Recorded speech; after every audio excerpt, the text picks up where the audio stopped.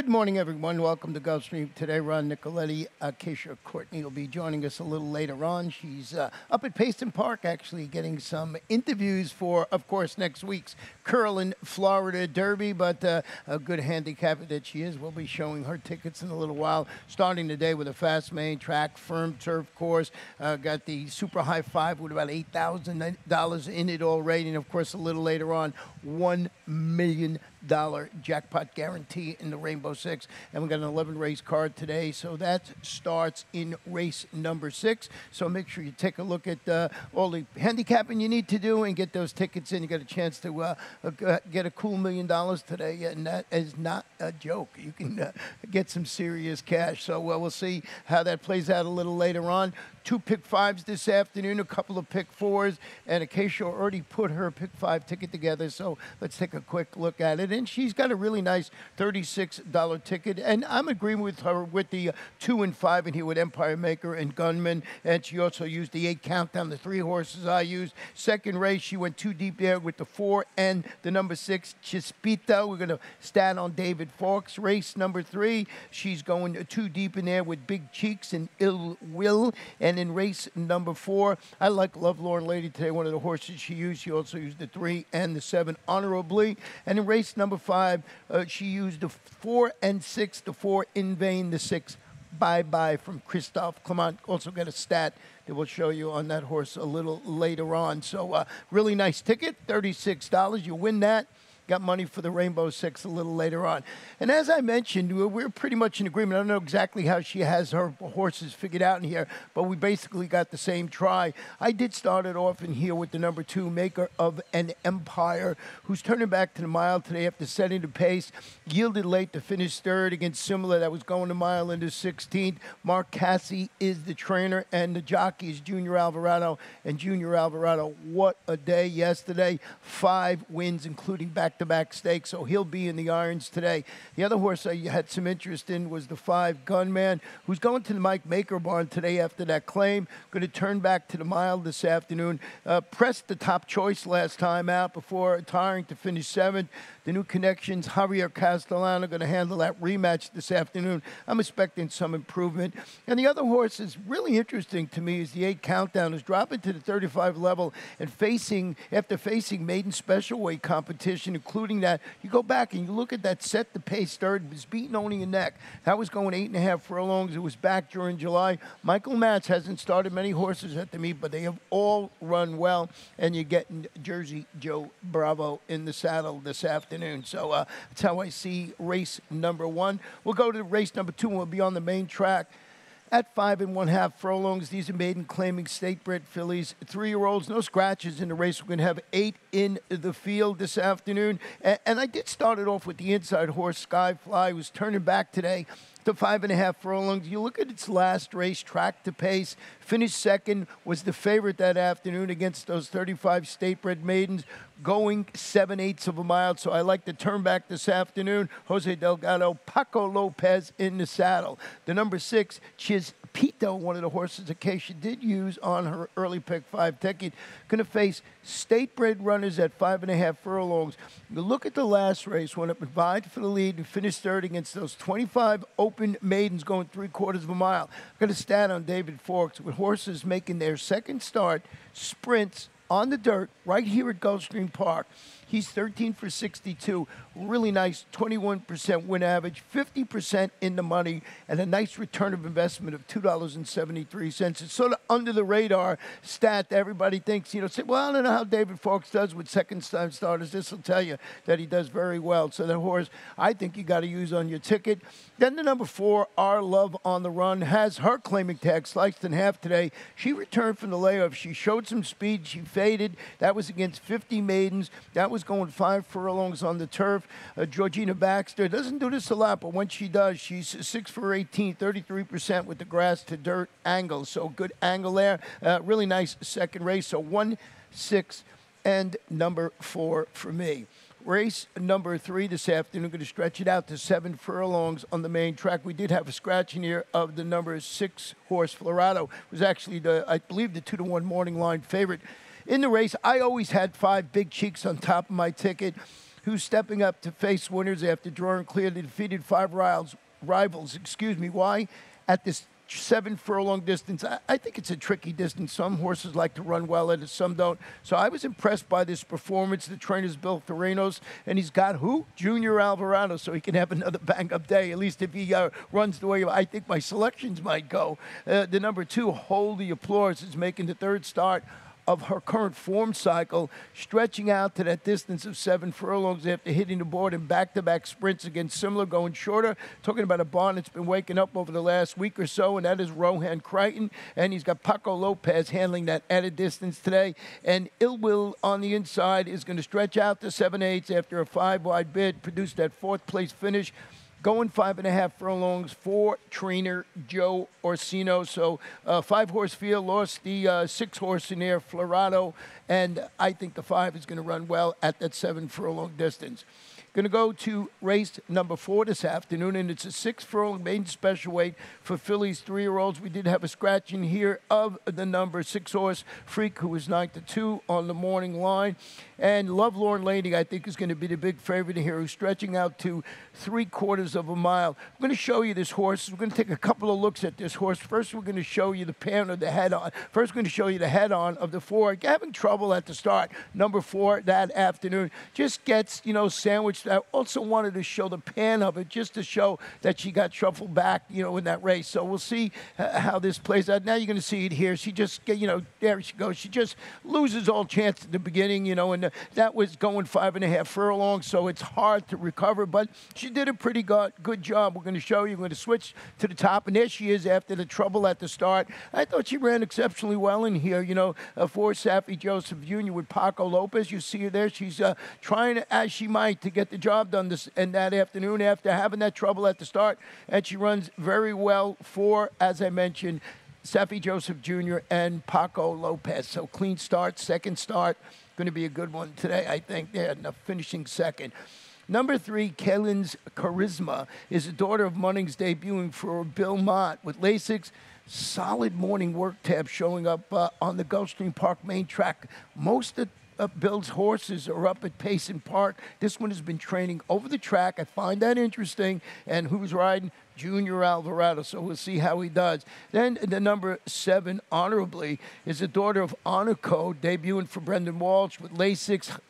Hall of Famer Javier Castellano in the saddle. And just wanted to touch on the horse having 4 at the 5. Summer Beauty. Look at this horse's workout pattern at Gulfstream Park West for Matt Williams, Lionel Reyes, and he's been burning up the track, so we'll see how this horse runs this afternoon. I got him further down the ticket, but I found it interesting. She runs this afternoon. I found it interesting to see how that horse is working well in Gulfstream Park West. Pretty deep surface over there, really legs horses up nightly, so we'll see how that Matt Williams horse runs in here. Going to race number 5 this afternoon. It's a 5-furlong turf event, maiden special weight fillies 3-year-olds. We're going to have 8 runners in the field, no scratches or jockey changes to report. And I started it off in here with the number 3, What a Trick, who's stepping up to face special weight competition after dueling for the lead and finishing 3rd. Well, let's show you this horse. You'll ask, you're going to see just gets in some trouble on the backstretch and gets shuffled back. And you're going to see right there the number 4 horse that afternoon and just gets shuffled back and sort of loses that little bit of momentum there you see him getting steadied again. And I think that's hard when you're going that abbreviated distance, to get to re-rally. So I just wanted to point that out. And then runs very well in here, so What a Trick. And as I mentioned, was only beaten a length against those 50 maidens. So going 5 furlongs for Ken Sweezy. So maybe if this horse had a clean going all the way through, was able to hold off that late onslaught by those horses in there. So What a Trick, I think, with a clean beginning can be, or a clean trip up the backstretch, might be able to run well. The number 4, In Vain, is hoping to save more for the stretch drive at going up, setting the pace, weakening to finish 3rd against this same level for Mike Trombetta. Edgar Zayas, excellent rider, rationing her speed this afternoon. Just got to save some for the stretch run. I don't think she'll run well. And one other horse I wanted to mention is the 6 Bye-Bye. Hoping to say a bye-bye to the field, I guess, this afternoon when she shifts to the turf after showing some early interest in fading in her special weight debut, going 6 on the main track. So I found the stat on Christophe Clement with horses making their second start, going from dirt to turf, sprints. He's 5 for 15, 33%, 67% the money, and a positive return of investment of $2.88. So good stats on the number 6, Bye-Bye. And we're going to say bye-bye for a couple of minutes and come back and show you my Rainbow 6 ticket.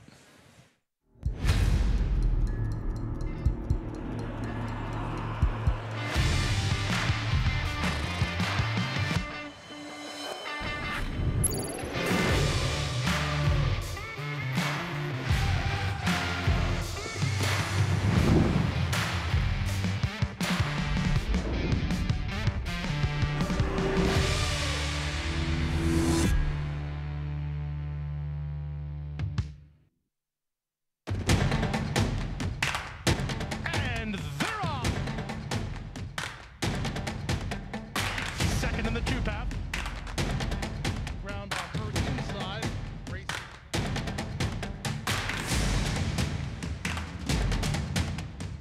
A quarter of a mile to go, and he's 6 yards out. It's last of the 12 as they roll into the backstretch.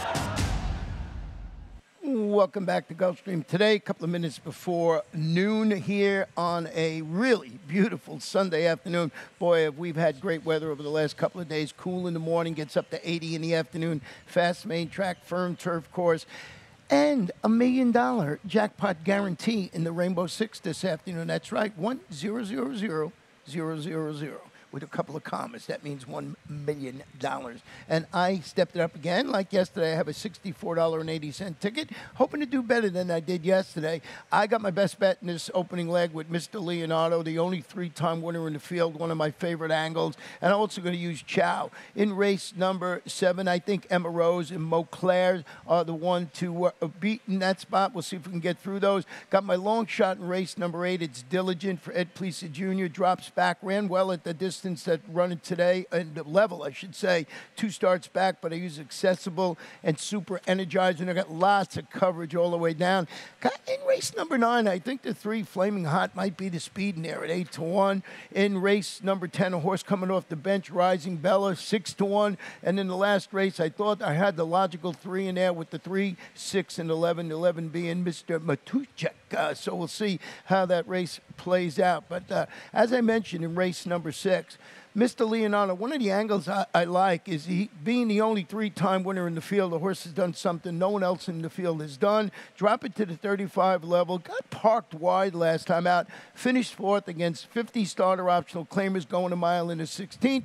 Antonio Sano, Paco Lopez handling the 2-time winner at a mile. So not only a 3-time winner, but 2 of those wins at this mile distance.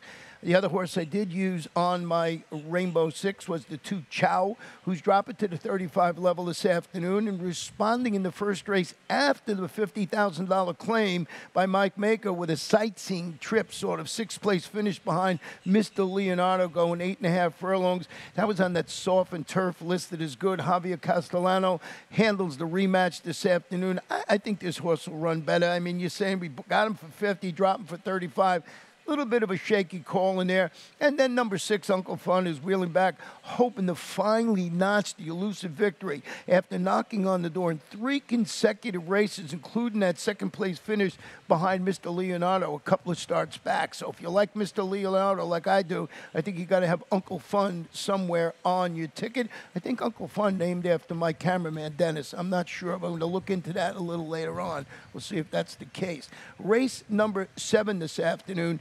7 furlongs, maiden special weight, fillies and mares, 4 and up, and this is where our late pick 5 kicks off. Let's check out Acacia's late pick 5 ticket. And she went 3 deep in here with Emma Rose, Mauclair's, and and she also used the 3 horse in here, a horse I did not use. So we'll see how that plays out, 1, 3, and 5. She got 3 and 9 in race number 8. That's where I got my long shot. She didn't use it, but I like the fact in the race 9, she uses the 5 and the 7. And in the last race, 6, 7, and 11, $36 tickets. So we'll see how that plays out. And Acacia's been doing an excellent job with both her early and late pick fives. Race number 7, as I mentioned this afternoon, is I got the one horse in here, Emma Rose, turning back to 7 furlongs today after stalking the pace, finishing second, going a mile against this caliber competition for Ken McPeak. Corey Lannery atop his daughter Bernardino. Corey having a fantastic meeting, and Ken McPeak had a big winner yesterday. The horse's name slips me right now, but $52 winner. I didn't forget the money part, that's for sure. Number 5 horse in here, Mo Clares, is stretching out the additional furlong after responding to the surface switch with a second-place finish going 3/4 of a mile against those special weight runners for Ian Wilkes, Julian Leperoux atop his daughter of Uncle Mo, and Raspberry Ballet, 2 for 3 in the money at 7 furlongs. Turning back was third behind Emma Rose. I like horses that have run well at 7 furlongs. I'm always going to go that way when I do my handicapping, so that in-between distance. So with that said, we'll flip the page and we'll go to race number 8, which is a mile on the turf. And these are claimers 4 and up, non-winners of 2 in life. $20,000 down to $16,000. And as I mentioned, I got the number 2 Diligent on my ticket, 10-1 beaten ahead at this level and distance. 2 starts back, drops, finished that late moving fourth against 32 lifetime claimers for Eddie Plesa Jr. Victor LeBron is going to be in the saddle this afternoon, so getting a little bit of a pricing in. I think the horse to beat is the horse I have in second, which is Accessible, and this one goes to the Mary Epler barn. After you're going to show this horse has a little bit of trouble, gets shuffled back. We're going to go back and re-show it, and gets shuffled back soon after the start in this race. There, the number 4 Accessible, and you're going to see it as they break, just gets shuffled back, and just, there you got to put on the brakes and sort of got to, now you sort of got to carve out your trip as you go. And as they head into the far turn, you're going to see the 4 again, once again, having to put the brakes on, just, steadies once again a couple of times, looking for a spot to go. So, so far, not a very clean trip, and we're going to pick it up in the stretch where things, get better for this horse. Comes flying at the end to be, I believe, third in the race. So just a good performance. Had a lot of early trouble, and here you're going to see the horse just gobbling up ground at the end to finish that third. So Accessible, double trouble in its last race, and it almost gets up after all of that early trouble. So I just thought I'd go back and show you that horse's race. Then Super Energizer, who's going to the Kelly Breen barn. He's been doing great. He had a win yesterday, first off the claim. Turns back to the mile today after breaking from an outside post. Dueling for the lead, finishing fourth, was the tepid choice that day, going a mile in the 16th. The new connections are going to keep Paco Lopez at the controls this afternoon. So a little bit of a play with the number 2 Diligent, Accessible, You Saw the Trouble, and Super Energizer. Race number 9 this afternoon. A 1 mile claimer, 4 and up, non-winners of 3 in life, $6,250. And as I mentioned when I was talking about my Rainbow Six, I see Flaming Hot as the speed in here. It's wheeling back. It's set the pace. He weakened to finish the distant third against similar competition last time out. I think he's the one to catch in a field that's certainly light in the speed department. So maybe if this horse can get brave on the front end at a price, can get it done there. Number 1, Tons of Gold, is stretching out to the mile again, hoping this latest karma move helps this son of Toneless notch. Boy, this horse has been trying to win this non-winners of 3 lifetime condition. A little reason more why I like the number 3, Flaming Hot. And then the number 7, Pure Crazy Dude, is stretching out to his best distance again after finishing third again behind Tons of Gold, going 7/8 of a mile. So maybe Flaming Hot can get the lead in that race and help my Rainbow Six ticket. Race number 10 this afternoon, 5 furlongs. It's a turf allowance optional claimer. Fillies and mares 4 and up, and they are run for the optional claiming price of $25,000. And I did go in here with the number 6 Rising Bella, who's dropping to the $25,000 level today.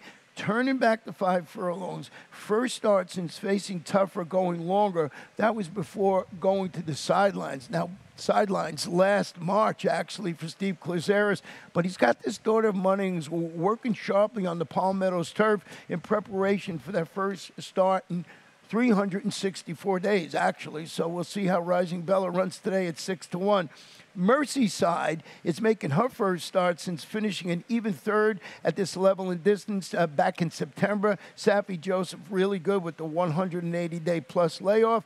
Javier Castellano in the saddle. The number 2, Unicoi, is plunging today to the 25 level on the turf. Followed a solid sprint campaign against better on the grass with that troubled fourth place finish against 35 claimers going 5 furlongs. That race was moved from the turf to the main track, and I wanted to see if this horse, this horse is the morning line favorite. So Rising Bella getting a little bit of a price. Unicoi is the favorite in that last race.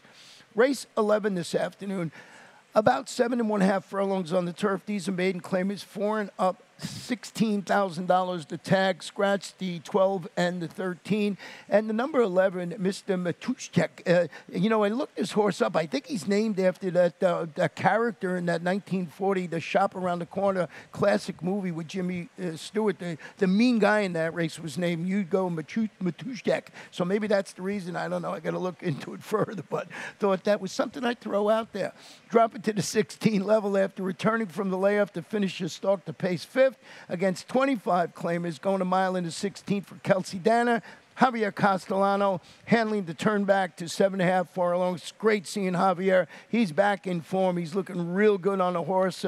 He was off for a little while, and he's coming back and getting to that top form. Number 6, Little Jojo, is hoping for clear sailing after running into traffic. She actually clipped heels when finishing 5th as the favorite against Simla going a mile into 16th for Danny Gargan. Miguel Vasquez named to ride. And the number 3 horse in here, Coy, who's was solid, really, in defeat when he was edged late and finished second, beaten a half length. This is level and distance. Owner trainer Liz Dobles has Junior Alvarado named to ride this afternoon. So that's how I see the 11 race card. As I mentioned a little earlier, Keisha's going to join us when we get to the first race. We're going to take a short break, and when I come back, we'll do the lightning round. And they're off. Second in the 2-path. Ground on first inside. Race.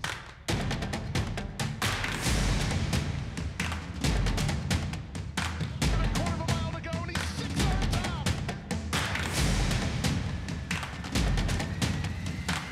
Last of the 12 as they roll into the backstretch.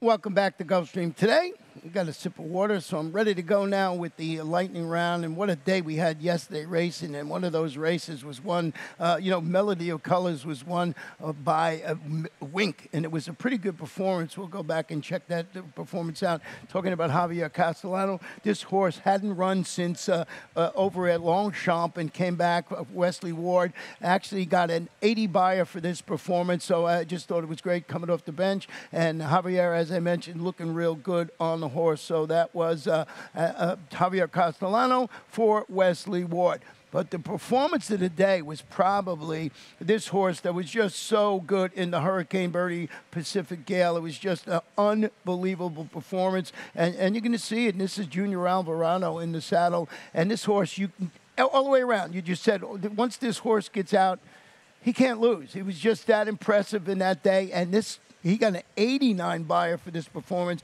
And you can see Junior and Acacia interviewed him after, and he's ridden his horse many times, and the horse used to stop. He hasn't stopped in his last 2 races. That's 2 graded stakes victories in a row, and as I mentioned, gets that 89 buyer. And why not keep talking about Junior Alvarado? Because he had a monster day yesterday. Like I said, 5 wins and back-to-back stakes. And we'll show you race number 11 on the card. And this was a good move by him. Put Warrior's Pride on the lead in the Texas Glitter and held off the horse that both Acacia and I like, who we thought would close. But Junior was sharp out of the gate and was able to win it. So a fantastic day for Junior Alvarado. Not only a great rider, a good guy. And talking about there he goes, there with the number 5. I like that. So, yeah, he almost had a chance to get 6 in the last race, and he's got a lot of live mounts this afternoon. We had one of our graduates, actually the Pegasus World Cup turf winner, come back yesterday in the Munoz Memorial at the fairgrounds. and, of course, was the 3-5 or 4-5 favorite in there. And, yeah, you're going to see had to work a little bit, but once it got loose, ridden by the one and the only Arad Ortiz Jr. So we'll see Arad back here on Thursday. Of course, he'll have mounts all through the Florida Derby card. So Arad, no matter where he is, he rides great. And this is a really nice horse. So Colonel Liam gets his second win in a row, one of them being, of course, the Pegasus World Cup. And then he takes down the Munoz. So and that's a good performance.